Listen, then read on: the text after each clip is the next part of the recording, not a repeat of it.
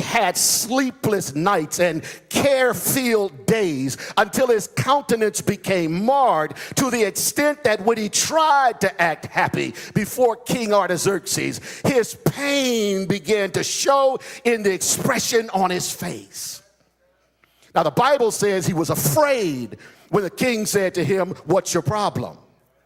He had a right to be afraid because you do understand that your butlers are the ones who are supposed to sample the food that the king was first going to eat and sip the wine before the king sipped the wine, because they were supposed to take the hit in case someone was trying to poison the king. The kings became experts at reading the countenances of those who were in their presence, because often, and you see it over and over in biblical times, there would be these plans to take down the king. And if you were part of the plan, it might show on your face. So any butler that entered the presence of the king and was a little bit nervous and fidgety was considered by the king to have perhaps been part of a plot to take him down. With the fake smile on his face, but the pain burning through his heart, and his face somewhat contorted and without the gleam in his eye that the king had become accustomed to, the king looks at him and asks the question, "What's your problem?" The question was really designed to get an answer that might indicate to the king whether or not this man had been part of a plot. When he was asked the question, the first thing he does is found in the text. He prays. He prays. And when he prays, after the king asked the question, he then acts. Prayer without works, just like faith without works, is dead.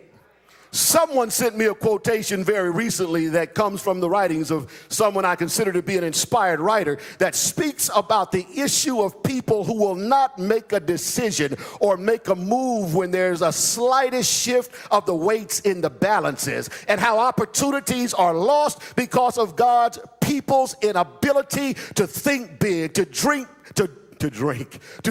big, to plan big. Some of you do drink big. And to trust God for the big. We trust him for the calculated, for what we can see our way through to completion. We trust him for that which we've already measured and have a plan for.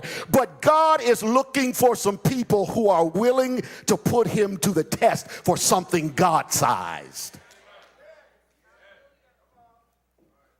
Problem is, for many, we are in positions like Nehemiah, where our jobs are sufficient, our families are intact, our routine is comfortable, and we don't think beyond the small perimeters of our tiny little world.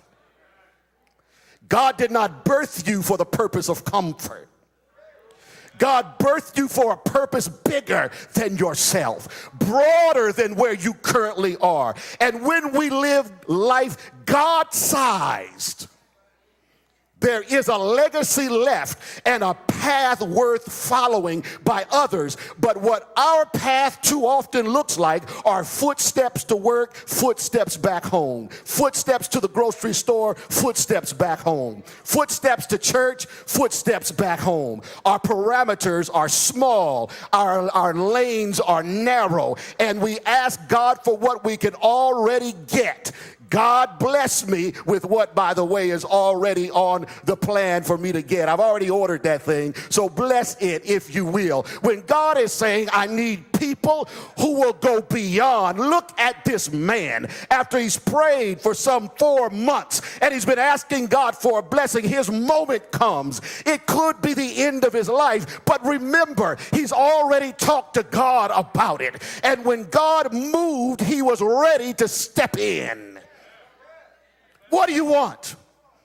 His prayer was one of those prayers without bowing his head and closing his eyes. Why? He had already been praying. He simply said, God, here it is, bless me. And he said to him, why should I not be sad? There's a boldness in his tone. There is a stiff back, and his neck has his head propped upward. He's looking at the king like he's an equal now because he's been in the courtroom of a better king. And he says to him, why should I not be sad? In other words, why are you asking me why I'm sad? Why should I not be sad? The home of my fathers is in shambles, and the gates have been knocked down. And I'm telling you right now, I'm not happy with it. He pauses and he looks at the king for a response. For those who are looking on, they're stepping back and putting their hand up to their mouth. That's not what you say to a king. You're supposed to say, everything's all right, I just don't feel well. But he's getting bold with the king. After all, this king was part of the conquering force that knocked down those walls in the first place. And now he's complaining about the work of that king and his ancestors. And so when he says it and steps back, I wonder if his heart wasn't beating fast. I wonder if there wasn't a little bit of fear and trepidation. All he knew is his moment came.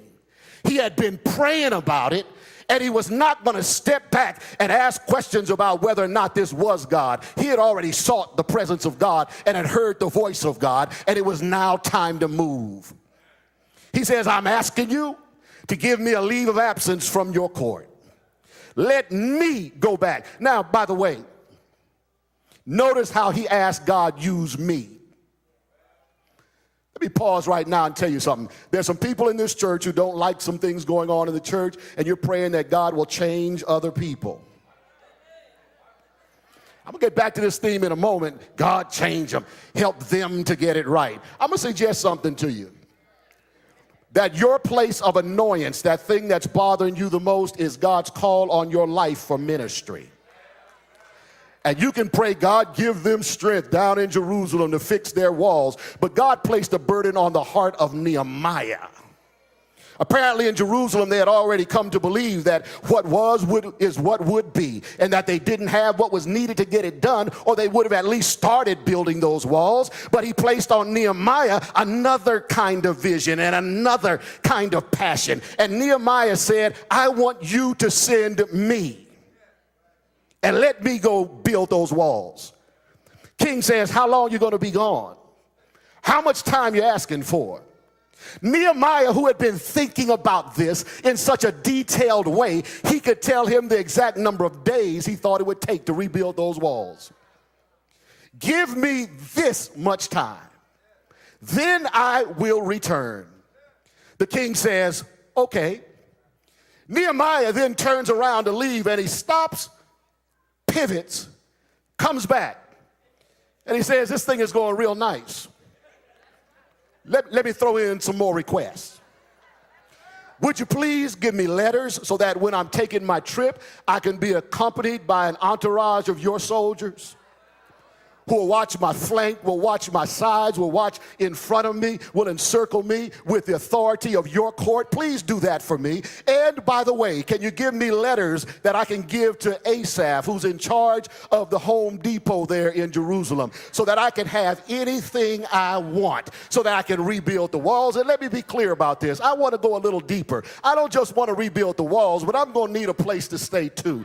I don't like the ghetto conditions that they're living in Jerusalem. So would you give me letters so that I can get enough to rebuild the walls of Jerusalem, and I can also build myself a house to live in? He starts waxing bold right now because he recognizes he's in a divine moment. This is a time of opportunity, and God had been setting him up for this his entire life. It was not by chance that this is the man who is in the king's court. It is not by chance that a visitor comes that day who gives a dire report of Jerusalem. It is not by chance that one who had the favor of the king makes the request and then is given permission. The king gives him everything he needs, and like a king, this man who was a servant, an exile in a foreign country, leaves that city in Persia with the entourage of the king himself and letters of authority that he can drop down on anybody who would dare come near.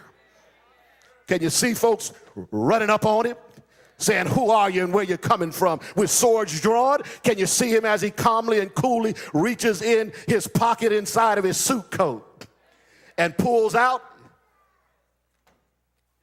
you mess with me, you're messing with Artaxerxes, the ruler of the world.